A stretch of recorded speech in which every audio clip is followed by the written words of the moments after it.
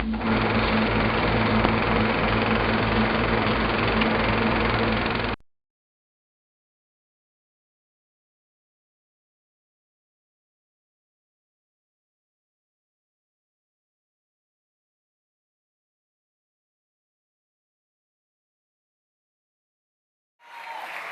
you. We didn't get this into the teleprompter, so I'm going to read it. I got to wear glasses now. I believe that the voice you've been hearing introducing everybody this evening is the voice of Phil Ramone. I know that voice. Phil Ramone is one of the most well-respected and lauded music producers in the industry.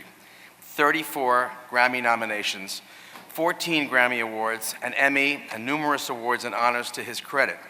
He has worked with many notable artists, including Paul Simon, Diana Krall, Katie Lang, Nicky Yanofsky, Peter Cetero, Bono, Paul McCartney, Ray Charles, Bob Dylan, Aretha Franklin, Etta James, Bruce Springsteen, James Taylor, ba-dooba-dooba-dappa-dappa-dooba-dibby-dee. In 1959, Phil Ramone established an independent recording studio, A&R Recording, which allowed him to delve into the technology behind record making. Recognized for his advances in this field, Ramone ardently supported the use of the compact disc, digital video disc, high-definition recording, and surround sound.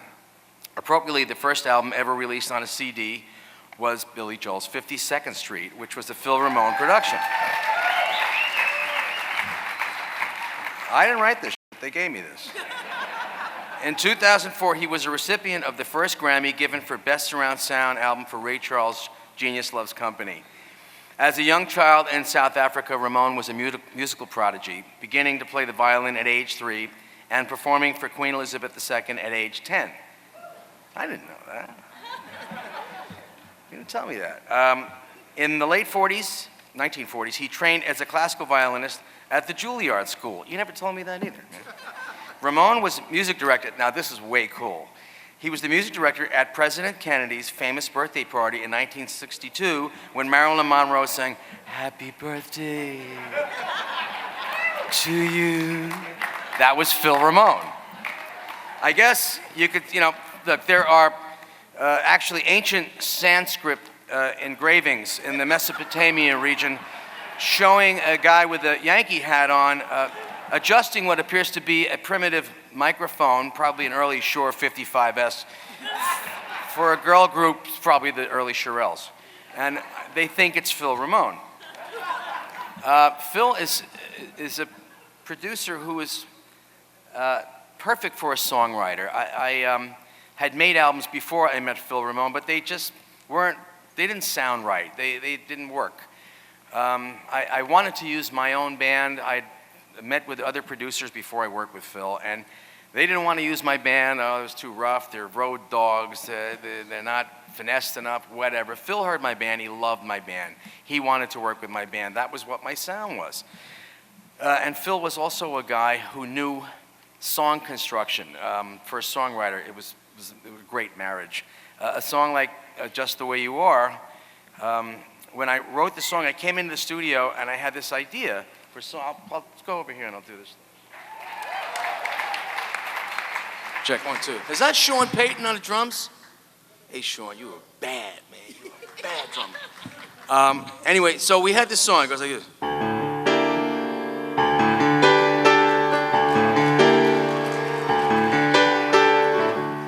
Don't go changing. Now, Sean, play a shitty cha-cha.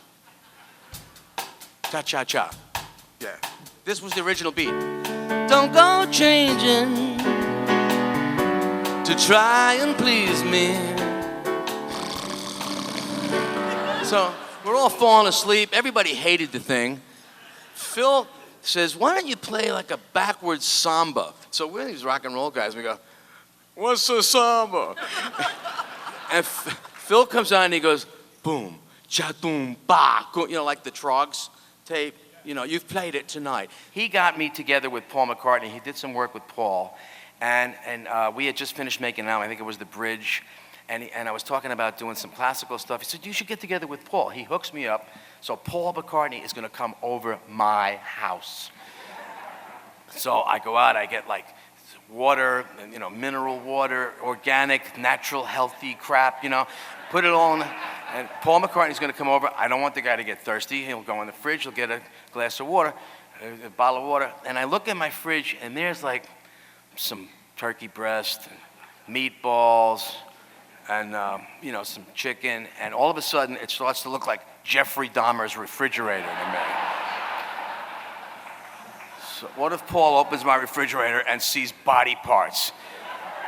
So I take the meat out of the refrigerator, and I'm hiding it in my pantry. I'm hiding it and hiding the salami, literally, in drawers. So Paul comes over the house, never goes into the fridge, listens to some of the ideas I have. Really great, man. You really look cool. Cool, good. Good, man. Good stuff. Yeah, well, see you soon. Hey, great. Okay, love you. Bye. Leaves and never goes in the fridge. And a couple of days go by, and I forgot where I put the stuff. Hall of Fame, the great producer, Phil Ramone.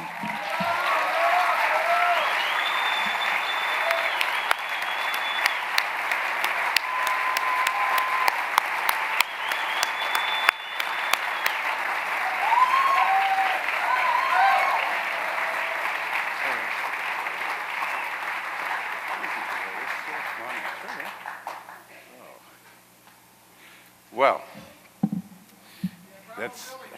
bravo, Billy. It's great, thank you. Yeah. You want some meat? First of all, I gotta thank Billy Joel for many years of fun. And tonight it's even more of a topping idea. It's kind of a unique night for me.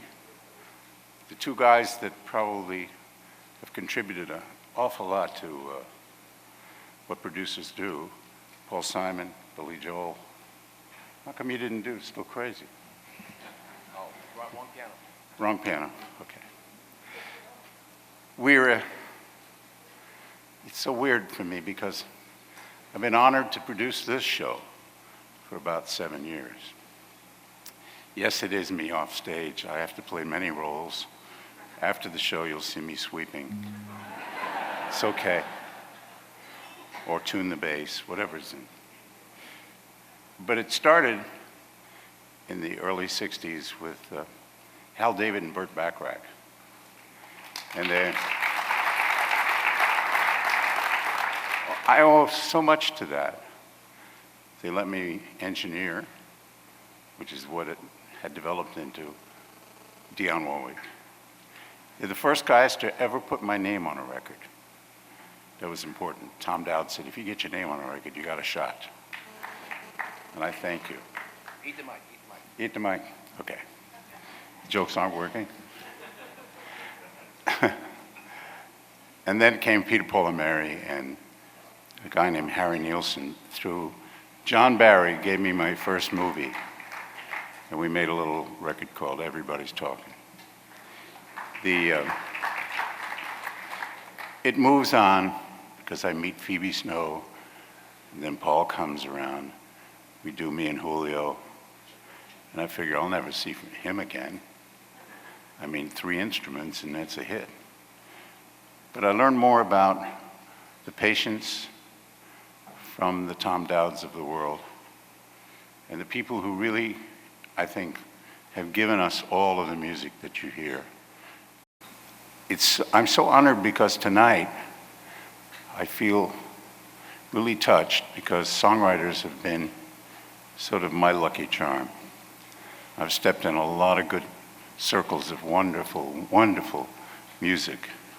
And as you described, the pieces of songs that aren't finished, I think that's part of the fun. I know damn well I can't write the lyric.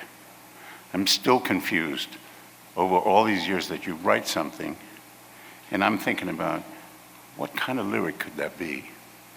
Could it be pots and pans and jammy jams, So I decided never to write a lyric, ever. Just keep coming at it and find these great melodies in these artists. So I know how David Foster feels. It's a great privilege to make music. I'm absolutely excited. I do, if you don't mind, me thanking the 3 Ramones that are here. Those are my boys.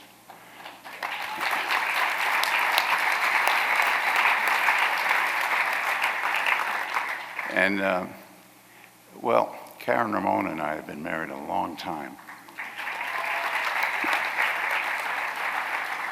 She says it lasted because I was in the Army 40 years. Anyhow, my nieces, my sister who's here tonight, it's really a privilege because the name Ramone for the punk band, and so many people think that I'm the cause of that. Cab drivers think I'm the hip guy. Are you the lost brother? Yes. Anyhow, I need to do something here, don't I? Huh? You're in good shape? Oh, you see, normally as a producer, you stand off in the wings, and you do this, and you go this, or you go problem, the lighting rig burned up or something. But I thank you from the bottom of my heart, and everything that I care about is here tonight. Thank you so much.